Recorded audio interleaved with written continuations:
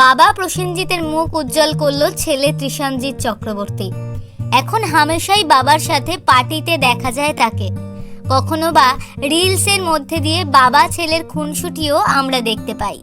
উচ্চতায় কিন্তু বাবা প্রসেনজিৎকে ছাপিয়ে গেছে ছেলে তৃষানজিৎ চক্রবর্তী। অনেকেরই প্রশ্ন, প্রসেনজিৎ পুত্রের অভিনয় জগতে ডেবিউ কবে হবে? তবে তৃষানজিৎ নিজের পড়াশোনা শেষ না করে কাজ শুরু করবেন না বললেই শোনা যায়। এই পড়াশোনাতেই এবার বাবার মুখ উজ্জ্বল করলো সে। ছোটবেলায় সে ইউরোপের কোনো এক স্কুলে পড়তেন। তারপর এখন দক্ষিণ ভারতের এক নামকরা প্রতিষ্ঠান থেকে স্নাতক হলেন তৃষানজিৎ। সেই খবর প্রসেনজিৎ নিজেই ভাগ করে নিলেন তার সোশ্যাল মিডিয়ায়।